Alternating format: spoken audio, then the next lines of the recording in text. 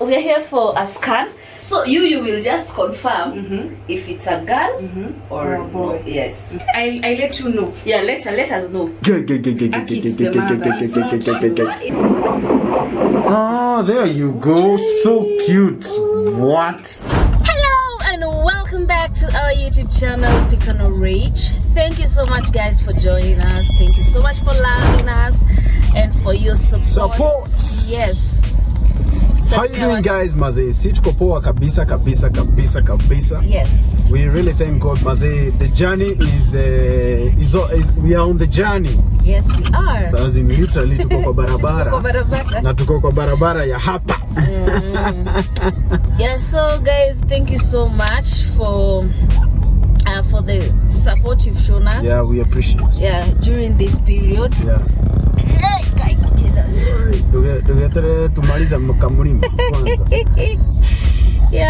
Yeah, so guys, today is a very special day because leo tunaenda kuona daktari. Yeah, we're going to see our doctor. Yes. And we have never walked with you guys. Okay, tulikuwa tuna contemplate. Yeah. Do we really have to show you like our journey, our pregnancy journey and all that? Yeah. Then we realized many of you were asking us, RAYCH, which hospital are you going? I'm pregnant. Which gyna are you using? Others, I was telling them which gyna I'm using. As in kulikuwa tuna vitu tu mob zinaendelea. So that's when we decided this is like our second last clinic. Is it? Yeah, yes. It's our second last clinic. It is our second last clinic. And we're gonna show you everything. Yeah, and we've been going for clinics every month. So guys, we are going to introduce our doctor to you because I believe and I trust he's the best gyna that I've ever come across. So see you guys kwenye daktari. Hey. And first stop. So now you know. Your label. So now that you know, where's your mask? What do you mean? I wasn't breathing. Acha niende. You have to wait to be attended to. This little human here is really, I think, anataka tu kutoka. No, unafilmika already. Anatan all over. Hi, how are you? Hi. I'm here for my appointment. Okay. Yeah, asante. Docs yuko. Tulikuwa tukuja leo.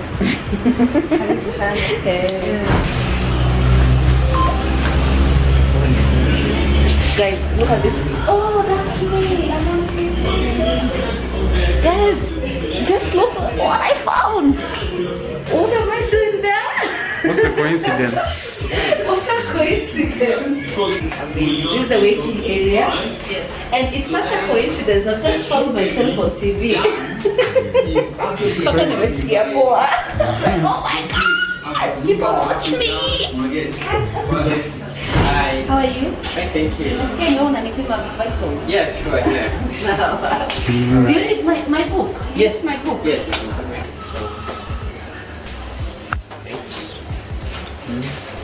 There we are. 128/74, normal blood pressure. Okay. Saturations of oxygen 97%, equally good, normal.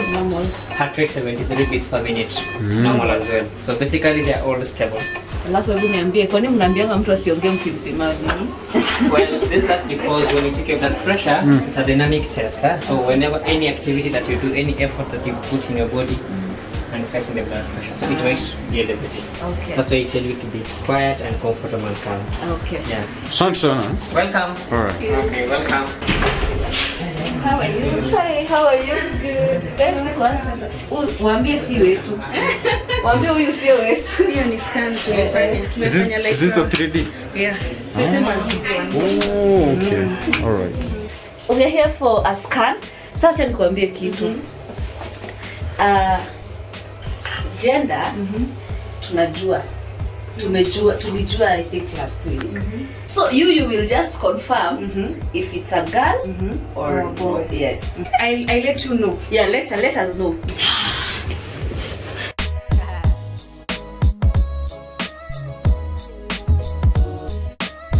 So this is the cervix, and we usually take the measurements to see how close are they.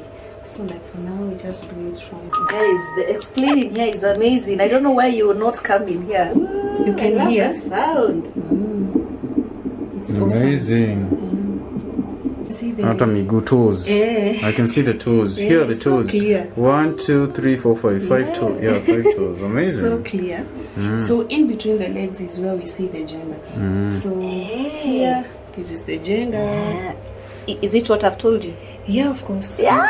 Check it. It's so clear. So clear. It's very, very clear. And you have confirmed it's really, what I've told you. Yeah, I've confirmed.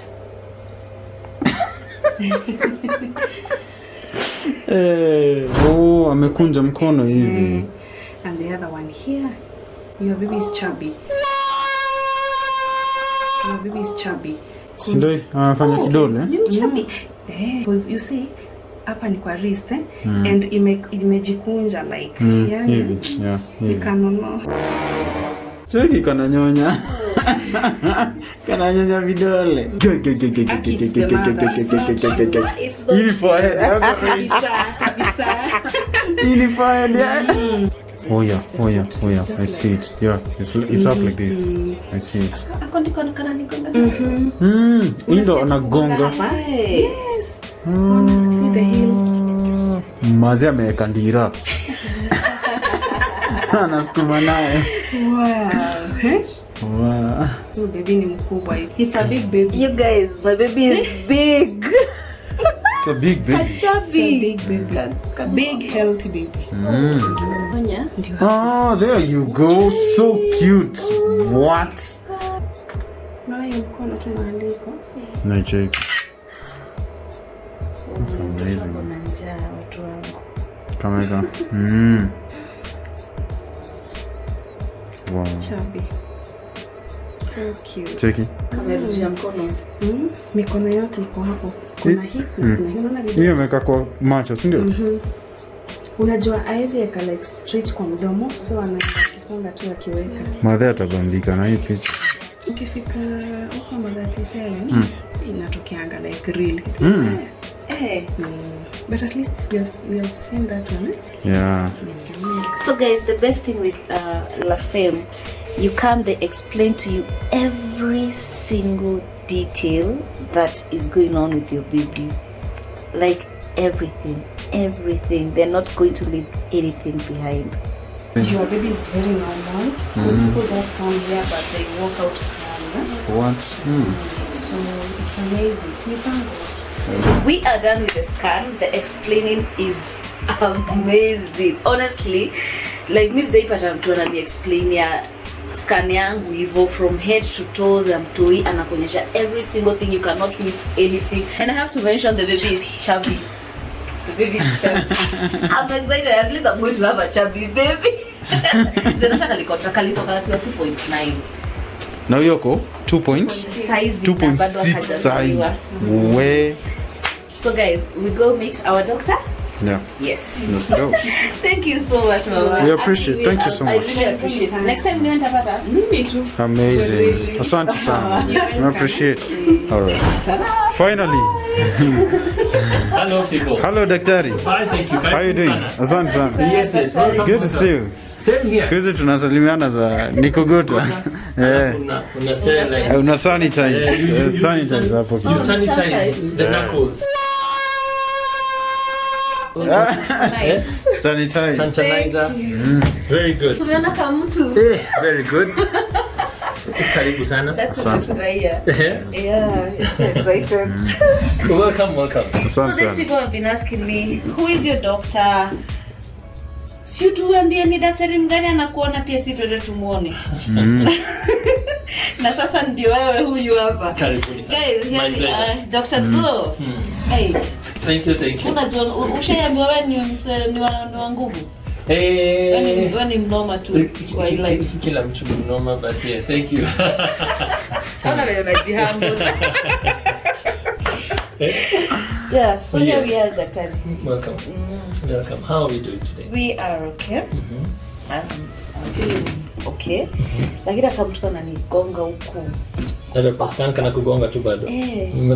Napo nimeambiwa sijakapea chakula leo. Nimefeel vibaya. Mbona? Customer kwa mti ama? Kana nyonya vidole. Oh, vidole.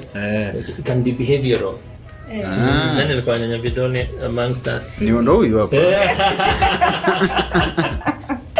Yeah. Very good. Yeah, but so far so good. So far so good.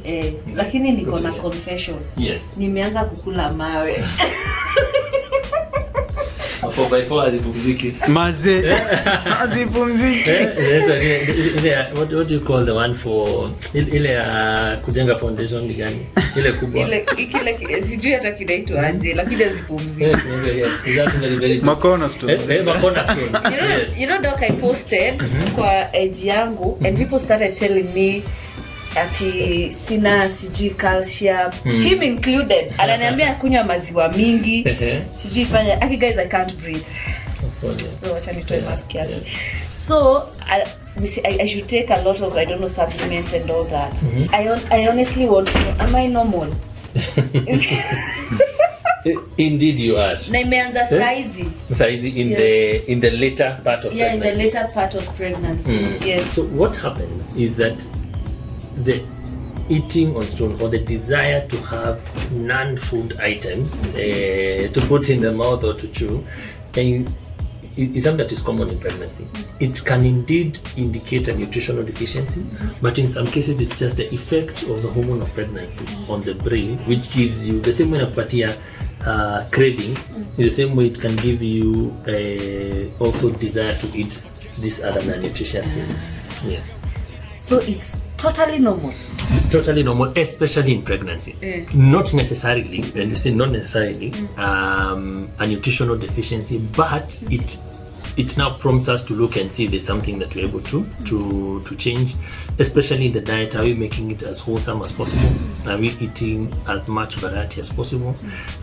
We always say that the nutritionists use a term that says that your food should have rainbow colors, so to speak, which means that there's greens and reds and blues. Like a blue, blue ni sahani. But I'm trying to incorporate like the foods that have multiple colors, and that helps now to ensure you're getting everything. So, but that said, then it is very, very, very common, and in the event that it's a nutritional deficiency, that's why we give the pregnancy supplements. And the idea of the pregnancy supplements is to ensure that you do not lack a certain multivitamin, micronutrient that would be otherwise necessary for the baby's development. I say I'm normal. I am normal. Isipokuwa mawe tunamumunya nini ingine. Na sasa smell. Kuna siku nimeenda nikaambia mtu nataka pombe ninuse. And people were like, what? Daktari ile maneno nimeonyesha.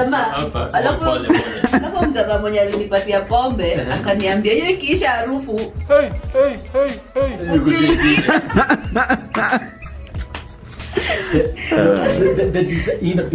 It's very, very, very normal. And of course, when everyone who has a pregnancy and is going through the same, akiangaliwa na kila kitu iko sawa, then you should have nothing to worry about. But the desire goes beyond mawe peke yake. So unapata watu wanakula paint, watu wanakula clay, watu wanakula termite. You know where you get the termite hill, and then they want limuru sijui because the soil is black cotton. And they actually, when people want to go and scrape off and they can't specific. The people who want to take feces. Yes. You sit in and do those ones for the pieces. We have seen things go to even glass. We have seen ice. We have seen people taking. So it's a lot of glass. Even glass. What? Staples. Hata kama hapa zangu hata siyakangi because yes. Pharmacy itasota nikiweka hiyo. Zimejaa. And the people take it was here. What? But they remove the two staples and people just chew on them. They just chew on them. Yes. Nikuje hapa nione staple. Yeah, by the way, tunakutolea zile vitu. What? Those for desire. So those ones happen. They're normal behavioral tendencies. Nyingi zinakuwa tu kuchua alafu mtu anatema. But most of these ones you find that you want to take and even ingest and swallow. Now, for example, like the pens, you find people coming and chewing in a umauku quote, and that is normal. You know people who did that. Yeah. He does that. Yes. He does that. Up to date. That is behavioral. It's even said sometimes even smoking sometimes can be behavioral because of an oral reflex or something in the mouth. But when it comes to ingesting, then it goes now beyond. And of course, it has a long story about it. Can be cultural, can be traditional, so they can be taken in various sort of connotations. There are people who say, one, you are chewing this because umenyimwa chakula. So okay, anunui chakula, so mtu akipata unakaa hapo na gomongo yako kwa kona au kuuliza umenyimwa nini. That's the one. Number two, there is the ones who they imagine that it is some sort of witchcraft that you have been cast to do certain things, you know, tunakula nyasi. Unajua tunasikia huyu mtu bwana amedini amerogwa, so mpaka anakula nyasi amechawiwa. Yes. Chawixing has happened. There can be someone now who thinks it is more, those ones we're saying, for nutritional deficiency. There can be that person who knows, okay, ukiwa na hili it's normal during this state. Some people, when they are nervous, that happens. So it varies. It varies. Yes, but for your case, we have done due diligence and uko sawa. So hiyo nutrient craving ndio maana utazipata kwa supermarket. Mimi niko na swali. Kuna watu wanashinda wakiniambia now that I'm almost due. Yes. Wananiambia nikule ma pineapples, dates. Where? Zile vitu mambo ukule. Sasa nataka kwenda pika sasa. Tukampapo ndio. What do you think? Now, there are two sides of this. One, kuna wale watu wanakwambia, while you're pregnant, even before you got into the place where you're close to delivery, that usikule at all, because there's a chance that ukitumia while pregnant you're able to induce a miscarriage. Kwa sababu watu wanasema before 28 weeks, which is in layman's terms 7 months, you can get before then you get a pregnancy loss is called a miscarriage. So wanasemekana ukikula mapema you are able to induce a miscarriage. But in later stage, utaona watu wakisema ukikula in later stage itasaidia ku induce labor. But unfortunately it is false. What did you say? But unfortunately it is false.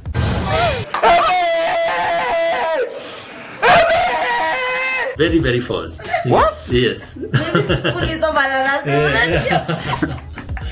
The thing that happens is this, especially kina pineapples, contain a certain enzyme that has been rumored, and the word is rumored because there's no scientific basis behind it, that it can soften the cervix and therefore allow for labor to progress faster. Now, the truth is, you would have to eat so much. Yani unaletewa kabukoteni kanaekwa mkokoteni. Yes, unamaliza before you get enough of that dose to cause ile tunasema physiological response ndio uweze kupata labor. So they don't work. They don't work at all. People have said things like dates, for example. Once labor imeshaanza and you are taking some of these things, they can make it, they can so we say that they can help the labor process progress if it has already established. However, they cannot stimulate the labor process to begin. But once it has started, inaweza saidia kuendeleza, and that one happens. So again, that would also need a lot. You'd also need to eat a lot of that to be able to get now enough response. So it is unfortunately a busted myth. What did you say? A busted myth. That's my boy. Busted. Yes, busted myth. Busted. Wow. Well, guys have really been eating pineapples, honestly. Yani paka na advice kula pineapple. But daktari, mimi nakwambia ile red pineapples nakuliwa huku. Yes. Ni crazy. They are very healthy. They have many other benefits. Yes, I used to work for Del Monte at some point myself. So they have a lot of benefits. So vitamin C, especially easy with COVID and everything. So it's necessary to thus of course take your fruits. Among the fruits is pineapples, but not for that particular indication. Yeah, it's healthy to eat fruits, but now not for that particular inducing labor. It's not gonna work. There's also another question I have. Yes, please. They say that if she's pregnant, she eats a lot of fruits. Mtoi atakuwa na nywele mingi. Is that true? Hey, now the thing is, generally first nywele is part of dead cells, like the nails, for example. Now hair is more genetic than anything, which means that mtoto anapata depending, so it has nothing mostly to do with what is going on. So nywele peko hizo myths zake, I know people almost imagine hapa ndani there's nothing else, ni kama kashimo alafu mtoto anamea hapo. So there's like a bed sitter, the baby grows hapa ndani anatoka na nini, but what, so that ati nywele kiwa ndefu sijui nachomwa na heartburn, like the hair is directly touching the stomach, but you see it's inside a compartment which is the uterus, right here. So it's within the uterus here. This uterus, there's skin, there's so within, by the time you're getting here, uterus huku chini, kuna many other layers before you even get to the stomach. Now, hair and baby and nutrition, we say hair is genetic. However, if you are nutritionally unakula vizuri, then the baby will get all this, including hair etc., then gets PIKA and longer. But not the opposite is true, which means kama haukuli vizuri, the same way babies come out, let's say, and you find later nutritional deficiencies like kwashia kwa watoto unapoteza nywele, a healthy baby will also have good hair. But kama hawana, then it's not a sign that haukuli vizuri. The idea here is to do your very best mtoto atoke akiwa as healthy as possible. So the hair part is not directly correlated to fruits, yes, but it's related to your feeding well and your health generally. And with heartburn? Even with heartburn, what happens with that? There's no. Look at the Victorian You have had that a lot. Yes. Nikipata heartburn, mtoto ako na nywele mingi. Yes. Now what happens? It's not directly correlated again.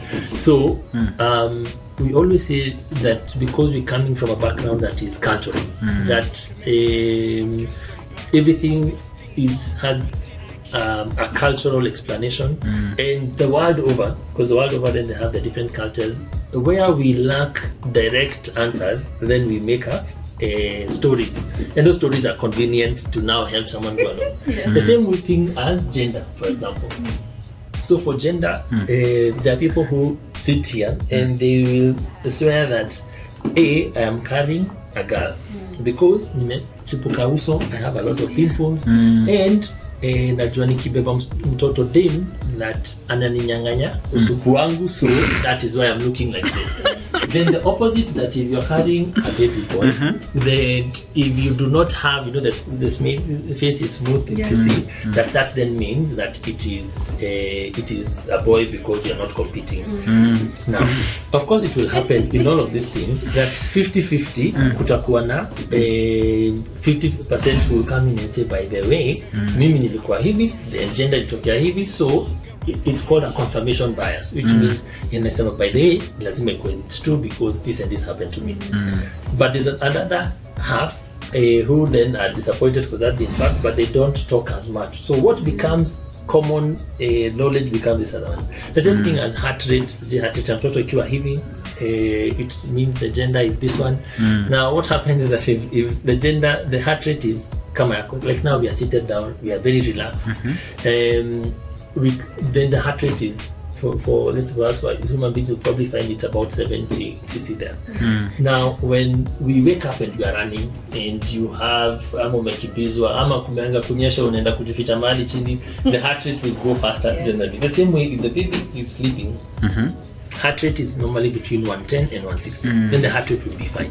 We will probably look towards the 160 towards the 110. But if the baby anachokorwa na scan, ndio huyo sijui anaguzaguzwa ama ameamka anacheza, then definitely the the heart rate will go higher. So if you're getting the heart rate at that point and you're saying, right, okay, this one is a girl boy, depending on what you believe the heart rate goes up. Should be. Mtu akizaliwa alafu mtoto kwa hivi, the 50% again that so the heart rate ilikuwa hivi na inamaanisha ni dem na kwa hivi, then they go ahead and say this is what happened to me and now sure na niambiwa. So it doesn't.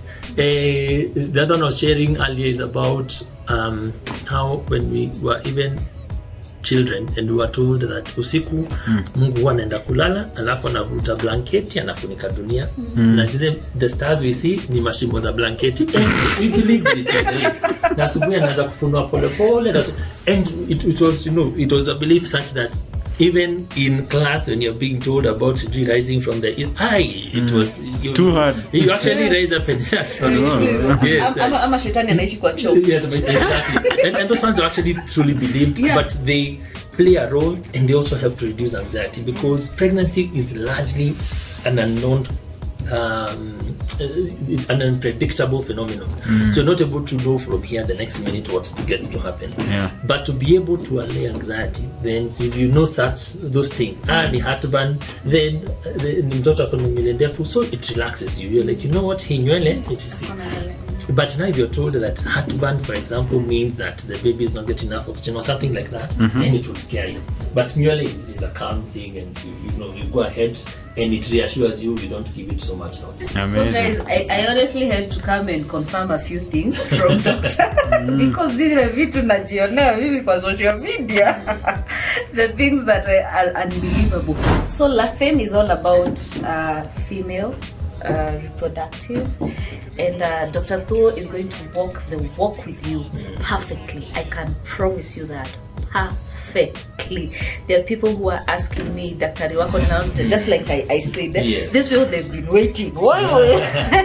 Yes, and here we go, guys. There are people who are asking me how I was able to conceive after an ectopic. Yes, guys, Dr. Thuo is here. Yeah, there is hope after ectopic because that can be one of those sort of. You feel very hopeless or helpless after going through such, and thank you for bringing this to the forefront so that people can be able to learn and better. Yes. By the time ninapata baby, you'll see a lot of Dr. Thuo. And thank you so much, guys, for joining us.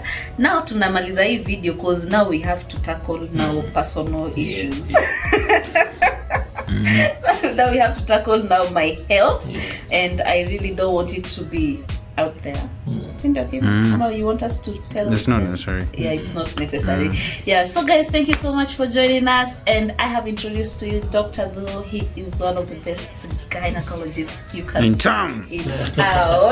And if you want someone who is going to walk with you this walk, the pregnancy, if you've had miscarriages before, if you've had an ectopic before, if you're struggling with infertility, Dr. Thuo, I promise you, he's going to help you out with this walk. Contacts hapo chini. Here are the numbers. Yes. Hapa. Ziko wapi? Ndio kidole yangu. Ndio hizi hapa. Ndio hizi hapa. Hapo. So guys, till next time, see you in our next video with Dr. Thuo.